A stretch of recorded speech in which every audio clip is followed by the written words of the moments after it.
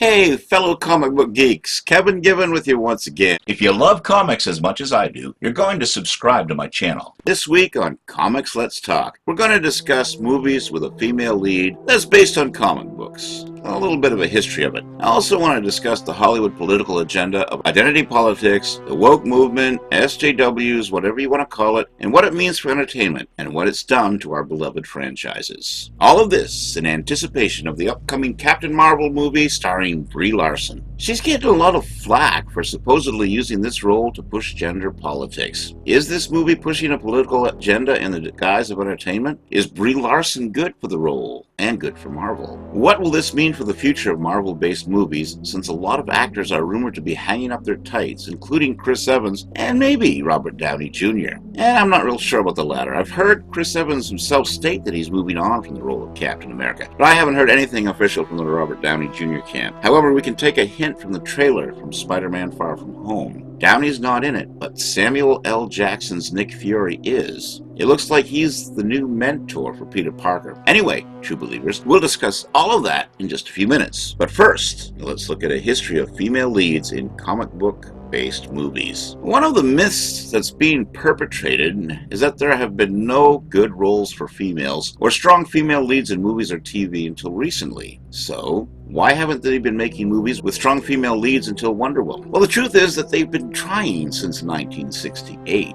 So why don't we know about any of it? Well, let's start from the beginning. That year, we saw Jane Fonda take on the role of the French comic book heroine, Barbarella. Today, Barbarella's exploits are being told by Dynamite Comics if you're interested in learning more about the character. And as always, we'll look at some Wikipedia today when we discuss these films. Barbarella is a 1968 science fiction film directed by Roger Vadim, based on the comic series of the same name by Jean-Claude Forest. The film stars Jane Fonda as Barbarella, a space traveler and representative of the United Earth government, sent to find scientist Durand Durand. That name sound familiar? Well, if you know 80s rock, then you'll probably know that name. And he has created a weapon that could destroy humanity. As a director who expressed an interest in comics and science fiction, Vadim was hired to direct Barbarella after producer Dino De Laurentiis purchased the film rights to the comic series. Vadim attempted to cast several actors in the title role, including Vernal Lisa, Brigitte Bardot, and Sophia Loren. He wound up choosing his then-wife, Jane Fonda. A friend of Vadim's, Terry Southern, wrote the initial screenplay, which changed considerably during filming and led to 7 other writers credited in the final release, including Vadim and Forrest. The film began shooting immediately following the completion of another De Laurentiis comic book adaptation, Danger Diabolique, with both films sharing several cast and crew members. The film was particularly popular in the United Kingdom, where it was the year's second highest grossing film. Contemporary film critics praised Barbarella's visuals and cinematography, but found its storyline weak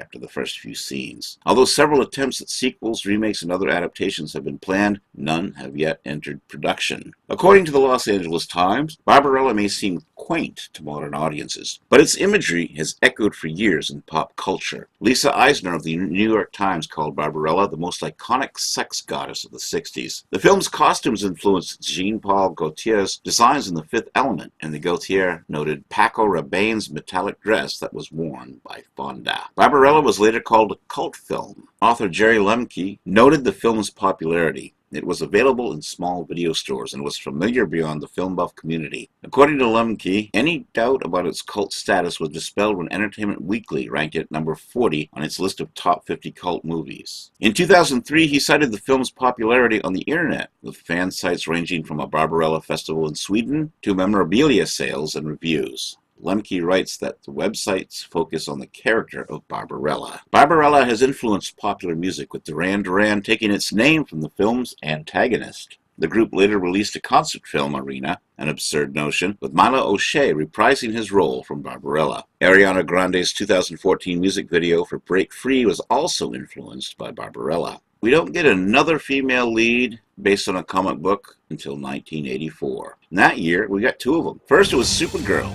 Long before Melissa Benoist took flight as the last daughter of Krypton, Helen Slater donned the cape and boots to fight the evil Selina, played by Faye Dunaway. After Christopher Reeve had reservations about playing the Man of Steel again as the third movie in the franchise underperformed and was beat up by the critics, the producers, Alexander and Ilya Salkin, decided to focus on Kal-El's cousin, Kara Zor-El. I don't know what they were thinking, but this movie had such a weak script that it was destined to flop. It almost plays like two totally different films. In the first half, Kara is sent to Earth to retrieve the Omega Hedron, which is this film's MacGuffin. It's a device used to power Argo City, which survived the destruction of Krypton. But once she gets to Earth, she enrolls in high school, and the film changes pace and becomes a teen comedy rather than a superhero movie. And it's not even that interesting of one. I found the performances fine.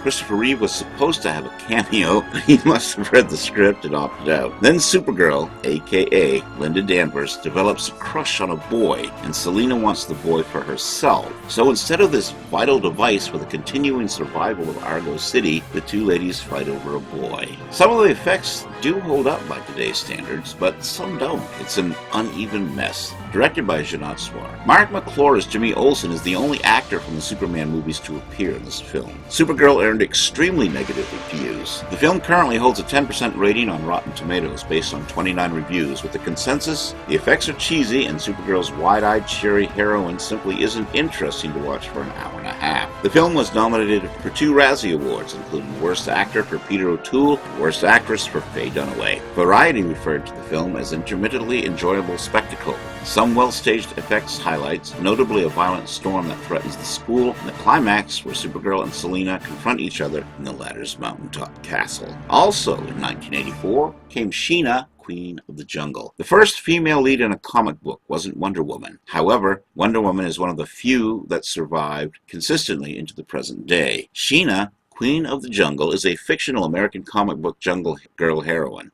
Originally published primarily by Fiction House, she was the first female comic book character with her own title, with her 1938 premiere preceding Wonder Woman #1, cover dated December 1941. Sheena inspired a wealth of similar comic book jungle queens. She was predated in literature by Rima, the Jungle Girl, introduced in the 1904 William Henry Hudson novel Green Mansions. So even at the beginning of the 1900s, you had strong female leads in literature, which included comic books. None of this is new, contrary to what you might hear in today's media. Sheena was an orphan who grew up in the jungle, learning how to survive and thrive there. She possesses the ability to communicate with wild animals and is proficient in fighting with knives, spears, bows, and makeshift weapons. Her adventures mostly involve encounters with slave traders, white hunters, native Africans, and wild animals. You know, there was 2 television series based on Sheena. Model Irish McCullough portrayed Sheena in a 26-episode TV series aired in first-run syndication from 1955 to 1956.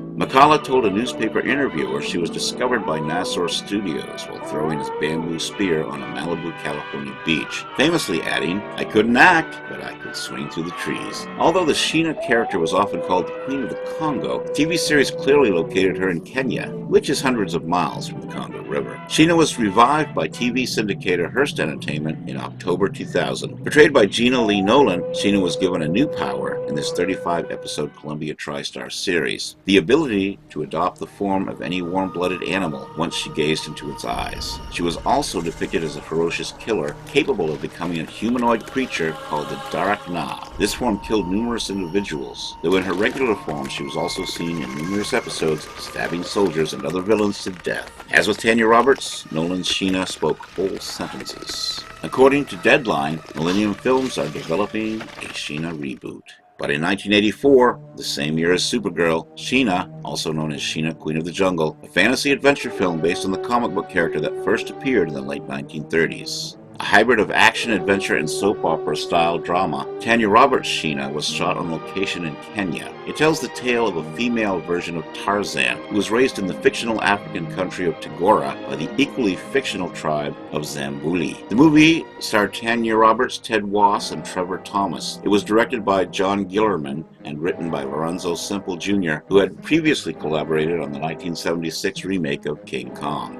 Released by Columbia Pictures on August 17, 1984, Sheena bombed in theaters and was nominated for 5 Golden Raspberry Awards, including Worst Picture, Worst Actress for Tanya Roberts, and Worst Director, Worst Screenplay, and Worst Musical Score. But it reportedly did find some cult success on home video and DVD. The following year, Sylvester Stallone's then-girlfriend, Bridget Nielsen, picked up the sword and played the female lead of Red Sonja. In 2016, there was a motion comic version of the character created by Shout Factory and available on YouTube for anyone interested. And even though Arnold Schwarzenegger is in this film, for some reason he couldn't play Conan, even though the story is in the same universe and produced by the same people. This film was directed by Richard Fleischer, and the film introduces Bridget Nielsen as the title character, with Arnold Schwarzenegger, Sandal Bergman, Ronald Lacey, Ernie Reyes Jr., Paul L. Smith, and Pat Roach in supporting roles. The film features the sword-wielding Marvel Comics character Red Sonja, created by Roy Thomas, who first appeared in Marvel's Conan the Barbarian series in 1973. The film's character of Red Sonja was based on Red Sonja of Ragatino, a character created by Robert E. Howard, appearing in his short story The Shadow of the Vulture. The film acknowledges that it was based on the character created by Robert E. Howard in the introductory credits. As in Howard's stories of Conan, the film takes place in the Hyborian Age, a fictional prehistoric time that had been depicted previously in the films Conan the Barbarian and Conan the Destroyer. And we had to wait another 10 years before we got another female lead superhero based on a comic book. It's 1995's Tank Girl, American science fiction film directed by Rachel Talalay, based on the British poet-apocalyptic comic series of the same name by Alan Martin and Jamie Hewlett that was originally published in Deadline magazine.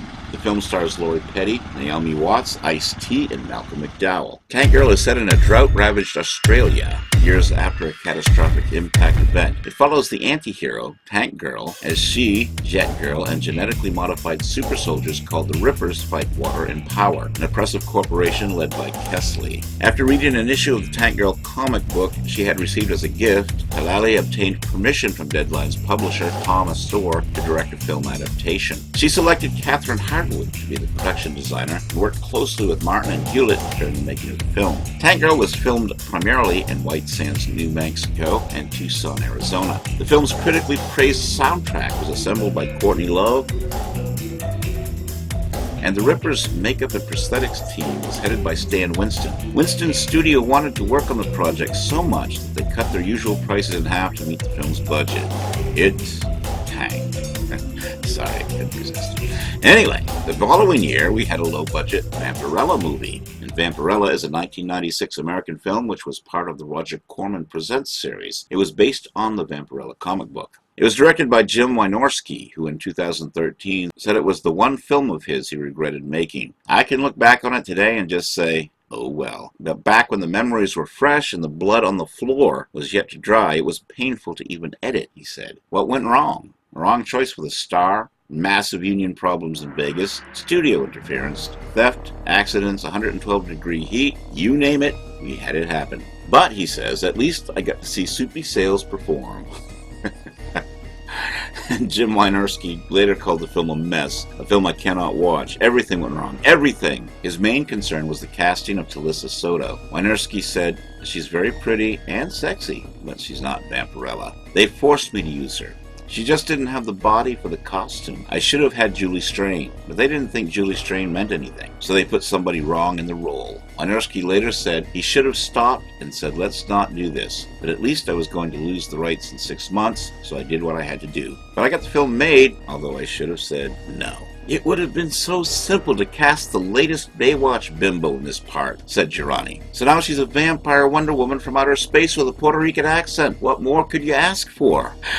And the director thought Roger Daltrey was great. The actors were fine. Filming took place in Las Vegas. It was 110 every day, said Wynorski. Everybody was gambling. Everybody was up all night. Everyone was blurry-eyed. There was a thief on set who was stealing money. It was awful. When you see how lousy those bat transformations are, said Girani, Girani, you'll realize that we're just a hip little $1 million drive-in movie. It was really a nasty, nasty picture to work on, said Wynorski. And it came out badly, too. I wish I could go back now and redo it with the CGI of today. But even then, I just don't ever feel like going back to that. It's got a good Joel Goldsmith score. Given how absurd anything called Vampirella would be, the movie certainly doesn't insult your intelligence, said Girani. I think there's a nice emotional depth to the piece. And the same year, the equally cheesy, although more expensive, Barbed Wire, which is a 1996 American science fiction action film based on the Dark Horse comic book series of the same name. It stars Pamela Anderson in the titular role, alongside Tamura Morrison, Victoria Roll, Xander Berkeley, Udo Kier, and Steve Railsback. Brad Wyman produced and David Hogan directed from a screenplay by Chuck Ferrer and Eileen Chaikin. The film was critically panned upon release and was nominated for several Golden Raspberry Awards, including Worst New Star, Worst Actress for Anderson, as well as Worst Picture, Worst Screenplay, and Worst Original Song. Barbed Wire generally received negative reactions by critics and was a box office bomb. It holds a 28% approval rating on Rotten Tomatoes based on 36 reviews, 10 positive, 26 negative, with the consensus stating that Barbed Wire could have been fun camp, but Pamela Anderson can't deliver her lines with any dramatic or comedic impact. Roger Ebert pointed out that the film's plot was identical to that of Casablanca and derided the lowbrow attempt at sensuality, but praised the cast and crew's approach to the material. The filmmakers must have known they were not making a good movie, but they didn't use that as an excuse to be boring and lazy. Barbed Wire has a high energy level and a sense of deranged fun. He gave it 2.5 stars. Similarly to Ebert, Owen Gleiberman of Entertainment Weekly commented on the film's aping of the Casablanca plot and its teasing hollow naughtiness, but further said the film is lacking in energy. He gave it a C. And we jump ahead to about 8 years. Catwoman came out in 2004, an American superhero film very loosely based on the DC Comics character of the same name, directed by Pete Opp and written by John Rogers, John Brancato, and Michael Ferris, with music by Claus Bedell. The film stars Halle Berry in the title role, Benjamin Bratt, Lambert Wilson, Francis Conroy, Alex Borstein, and Sharon Stone. The film centers on Patience Phillips, a meek designer who discovers a dark conspiracy within the cosmetics company she works for that involves a dangerous product which could cause widespread health problems. After being discovered and murdered by the conspirators, she is revived by Egyptian cats that grant her superhuman cat-like abilities, allowing her to become the crime-fighting superhero Catwoman, while also falling in love with a police detective who pursues her. Produced by Village Roadshow Pictures and Denise Denovi Pictures, Catwoman was released theatrically on July 23, 2004 by Warner Brothers. It was a critical and commercial failure, grossing $82 million against a budget of $100 million. The film received 7 Golden Raspberry Award nominations and 1 in the categories of Worst Picture, Worst Actress, Worst Director, and Worst Screenplay. Many critics consider it to be one of the worst films of all time. Catwoman earned a gross of $40,202,379 in North America and $41,900,000 in other territories for a worldwide total of $82,102,379 against a production budget of $100 million. On Rotten Tomatoes, the film has an approval rating of 9% based on 195 reviews with an average rating of 3.110. The site's critical consensus reads, Halle Berry is the lone bright spot, but even she can't save this laughable action thriller. On Metacritic, the film has a score of 27 out of 100 based on 35 critics, indicating generally unfavorable reviews. Audiences polled by CinemaScore gave the film an average grade of B on an A+ to F scale. The following year, we get Elektra, which is a 2005 Canadian-American action film directed by Rob Bowman, and it's a spin-off from the 2003 film Daredevil, starring the Marvel Comics character Elektra Natchios, portrayed by Jennifer Garner. The story follows Elektra, an assassin who must protect a man and his prodigy daughter from another assassin who is hired by the Hand. For the screenplay, Zach Penn, Stuart Zickerman, and Raven Metzner received written-by credits. Filming started around May 2004 in Vancouver. The film was released on January 14, 2005. Upon its release, Elektra was a commercial and critical failure, grossing $56 million against a production budget of $43 million. It received negative reviews from critics who found the script and storyline lacking, but many praised Garner's acting as well as the action sequences. In its opening weekend, it ranked 5th. In its second weekend, it dropped by 69%. Domestically, the total gross was $24,409,722. At the time, the lowest for a film featuring a Marvel Comics character since Howard the Duck. The film had a worldwide total of $56,681,566. The film received largely negative reviews from critics. Based on 163 reviews collected by Rotten Tomatoes, the film has a 10% approval rating. The site's critical consensus reads, Jennifer Garner inhabits her role with earnest gusto, but Elektra's tone-deaf script is too serious and bereft of intelligent dialogue to provide engaging thrills. On Metacritic, the film has a score of 34 out of 100 based on 35 critics, indicating generally unfavorable reviews. Audiences surveyed by CinemaScore give the film a grade B on a scale of A to F. And now we jump ahead to 2017 and Wonder Woman. So we saw all of those female-led superhero movies get bad reviews and were pretty much generally badly made. But Wonder Woman was the first movie based on a female comic book character to succeed at the box office. Now, before we get to the discussion of identity politics and woke and SJW, we should mention that this isn't the first action film with a female lead to succeed. Other films that have been adapted into comic book format with a strong female lead included Angelina Jolie in her first Tomb Raider movie back in 2001, which was successful enough to warrant a sequel, but the sequel tanked. Then there was the Alien and Terminator franchises going all the way back to the 80s, featuring Sigourney Weaver and Linda Hamilton, respectively. They've been adapted into comic book format at one time or another as well. So we have female lead movies that succeeded, which weren't based on comic books, but Wonder Woman was the first one that was actually based on a comic book that succeeded both commercially and critically. Now I want to address the idea that there weren't any strong female lead role models on TV. Growing up in the 70s brought us a lot of female leads. The first successful female lead on television came in 1974 with Angie Dickinson starring in Policewoman. The show is said to have inspired many young women at the time to join the police force. The 70s also gave us Charlie's Angels, which, admittedly, was more cheesy than serious drama, as the Angels were consistently scantily clad, but they were still tough, no-nonsense ladies that got the job done. On the superhero front, Wonder Woman with Linda Carter began in 1975, then The Bionic Woman premiered the following year. Now, what's interesting is that both shows debuted on ABC, then moved to different networks. In Wonder Woman's first season, we see the adventures of Diana Prince during World War II, and when the series moved to CBS, they brought the show into the present day. Lyle Waggoner still played Steve Trevor, but on CBS he played the character from the first season's son,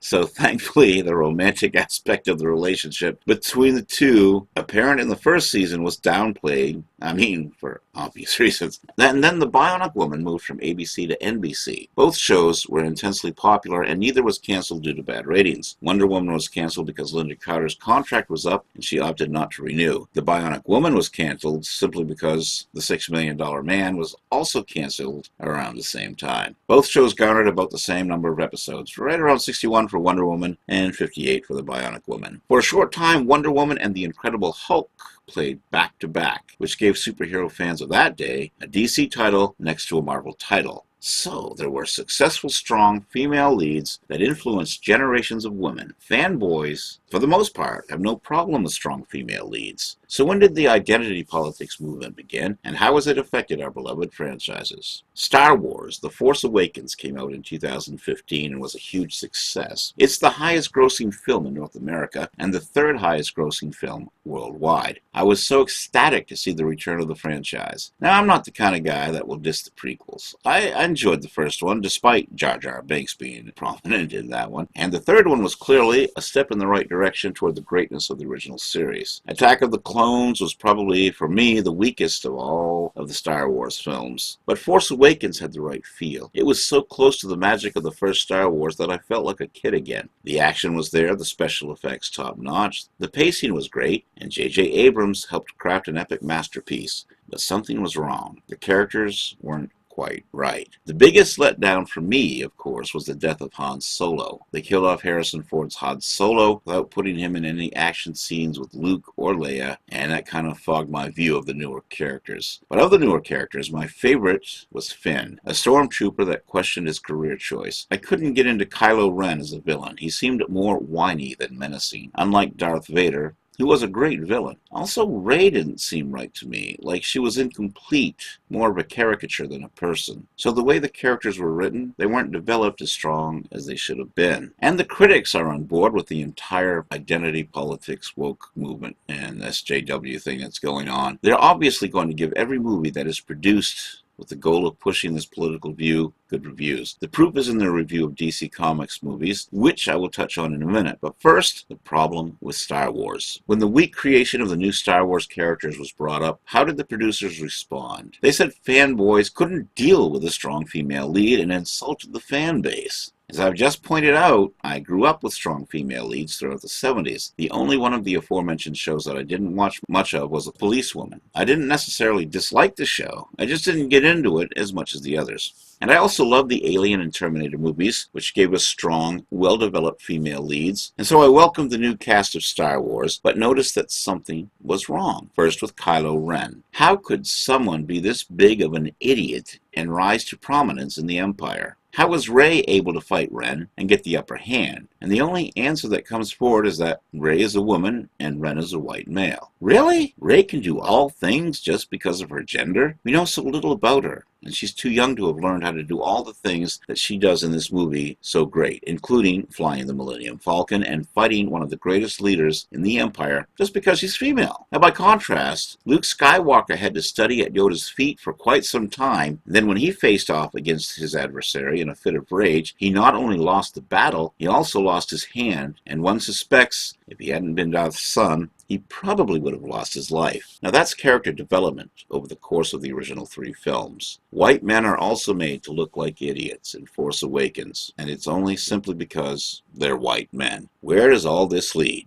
The backlash. Where it leads is to a loss in box office revenue, with producers of major motion pictures calling fans names and disrespecting those of us that they need to pay for tickets to their movies. We come to The Last Jedi and the bad ideas that went into this film. At first, Last Jedi opened to boffo box office numbers similar to Force Awakens, and it was on its way to repeating the success of that movie. But in its second week, the audience dropped by 67% and wound up making over $300 million less domestically and $700 million less internationally than The Force Awakens. Again, Kylo Ren, this time along with General Hux, are the idiot white males that never should have risen above private in any military, let alone top-ranking officials of the Empire. And again, Rey can do anything just because of her gender. No character development of any kind. And again, the producers are calling us fans names because they can't deal with the fact that they gave us underdeveloped characters and situations and must blame us when we call them out on it.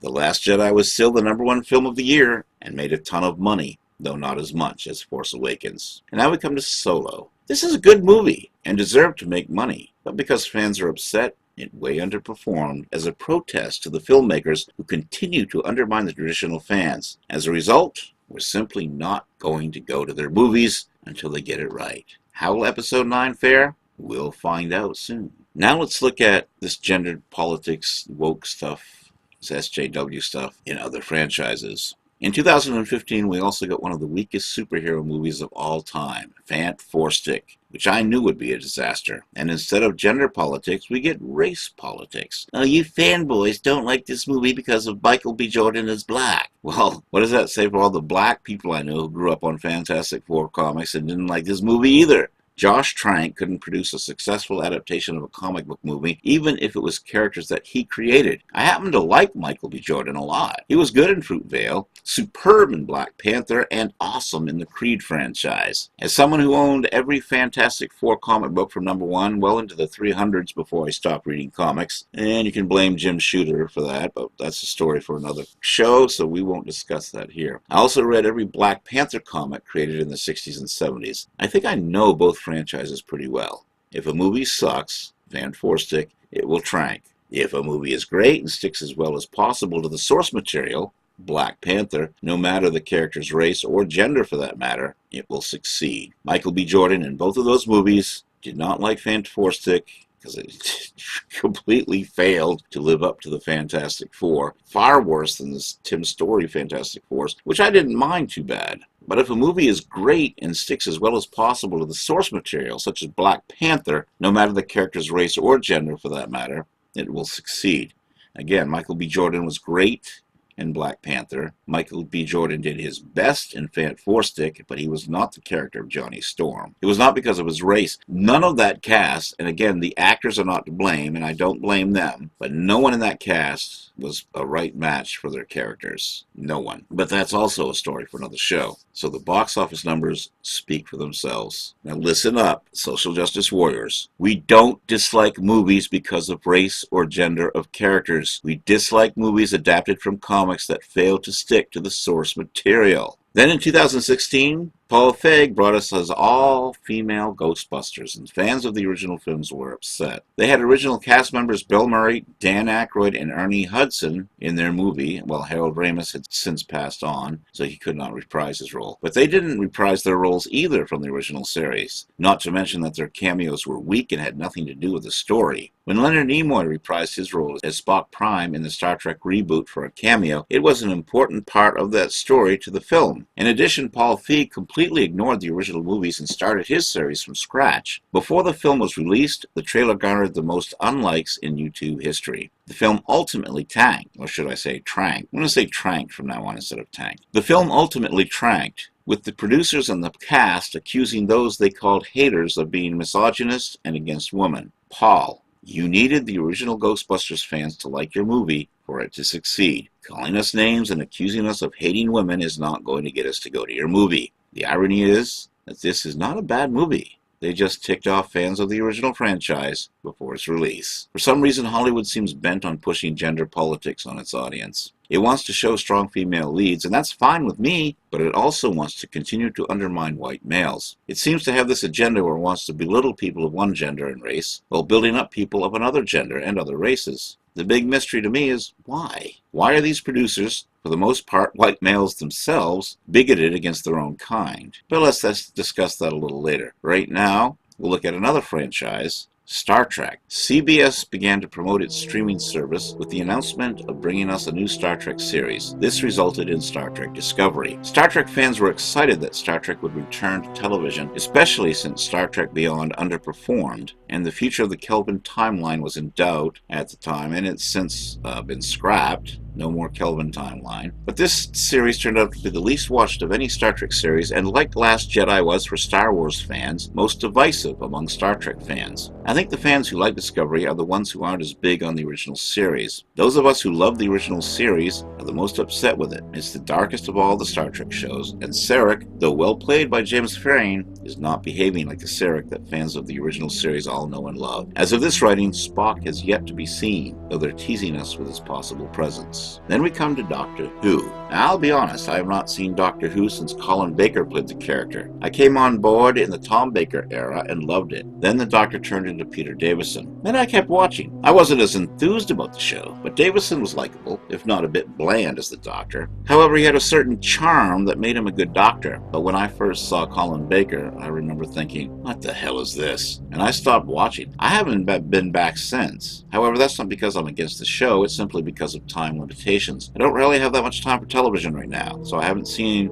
any incarnations since Colin Baker. So I'm not going to judge or condemn it until I do. However, I can say that fans are also split on this franchise, just like with Star Wars and Star Trek. Viewership apparently has been cut in half, from about 10 million for the pilot at 6 million the last time I checked the ratings. Again, the critics want to praise everything, gender politics, and white male bashing. If you go to season 11 on Rotten Tomatoes, this season of Doctor Who has a 91% fresh rating from 38 critics, but look to the right at the audience score, and it's only at 21%. Quite a slant. Compare that to season 10, where the critics' score is still around 91%, but the audience score is a more respectable 69%. And again, I have no judgment on having seen it, and I will have nothing against a female doctor or a black doctor or even a black female doctor or a doctor of any race or gender for that matter. Just keep the spirit of the show and its source material, and I suspect they didn't do that given the audience of die-hard Doctor Who fans who weighed in. I'm also not a big fan of the Oceans movie, so having only seen the first one and not really being much of a fan, I have nothing to say about the all-male or all-female casts of those movies, so I'm not going to discuss it here. Now back to the DCEU. I will admit up front that I'm more of a Marvel type of a guy than a DC type of a guy. But I do enjoy superhero movies from all shapes and sizes, and I generally like the DCEU movies. Man of Steel was good, but not great. It dragged in the middle and got a shellacking from critics. I've never disliked Henry Cavill, and I hope he continues as Superman, because someday they're going to get it right. They should never have put Zack Snyder on Superman movies. His movie barely performed better than the Bryan Singer, Brandon Routh Superman Returns. Snyder's dark tone would have been better suited to Batman, but not Superman. Speaking of Batman, we now come to Superman Batman Dawn of Justice, and the critics tore it apart too, except they praised Gal Gadot as Wonder Woman. Say what? Gadot was barely in that movie. I couldn't assess her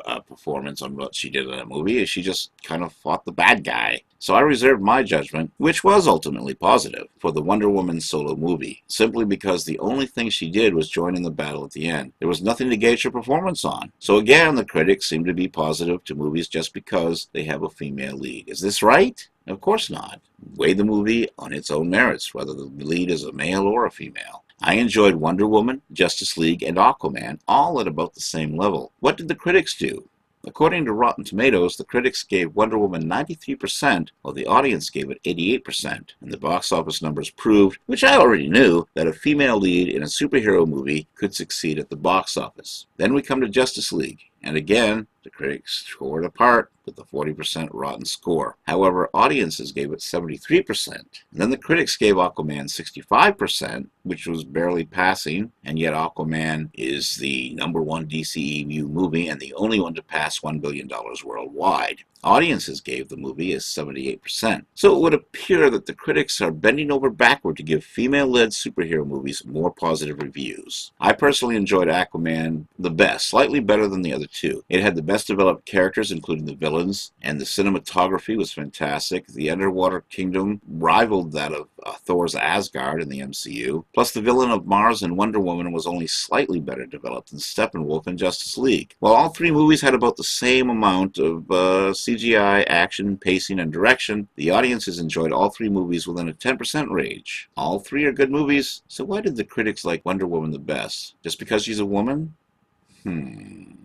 The critical range between these three movies was 50% from Justice League to Wonder Woman, while the audience range was 10%. The audiences had a greater appreciation for all three films. And now we come to Captain Marvel. Now, I'm not going to judge a movie that I've never seen. Therefore, I obviously am not going to judge Captain Marvel at this stage, only to say that I did like the trailers. I was a huge fan of the Korean Skrulls growing up, and I can't wait to see them in a movie. Fanboys are already picking apart this movie before it's even being released as a film that pushes gender politics. Watch most creator-made shows on YouTube and you'll see a negative response. Is Brie Larson going to ruin the MCU with this movie? First, she stated during the Woman in Film Crystal and Lucy Awards, in effect, that there are too many white male critics over 40, and criticized their critique of the movie A Wrinkle in Time. She goes on to say that film critics should reflect the diversity of American demographics, and note that A Wrinkle in Time wasn't made for these old white dudes, as she calls them. Now, I'm not going to break down the film critic to movie watcher demographic. Suffice to say that there are no restrictions as to who can become a movie critic. An excellent response to Brie Larson is found on Dave Cullen's YouTube show. You can look that up for more information. Anyone is allowed to go into the profession if they so desire. Movie critics also give good reviews to movies that are well made, even to films that aren't made for them. So judging from this, yes, she is definitely steeped in gender politics and does not believe white men are capable of reviewing anything that doesn't appeal to white men, even though we've just seen that the majority of critics have given good reviews to these female-led gender political movies, and I'm going to bet you that the critics are going to give Captain Marvel a great review no matter what. And speaking of A Wrinkle in Time, it not only got panned by most critics, but the audience reviews, including the audience that the film was made for, gave it worse reviews than the critics. It is not a good movie by anyone's standards. It was simply made to push up a political agenda which wasn't popular or with very many of the filmgoers. Brie seems to be a social justice warrior and is using her role as Captain Marvel to push her political views. Now, this doesn't necessarily mean that the movie will be bad. However, we have seen that pushing political views news in the guise of entertainment has led to decreased box office and viewership on television. Her views aren't necessarily going to be the driving force behind the movie either. This also doesn't necessarily mean that Marvel or Disney support her, but will her flaunting of political ideology hurt the box office of this movie? We'll find out soon. Alright, true believers, I'm Kevin Givens. That was a brief look at female-led movies adapted from comic books. If you love comics as much as I do, you're going to subscribe to my channel. I hope you enjoyed the show. Tune in next time when we discuss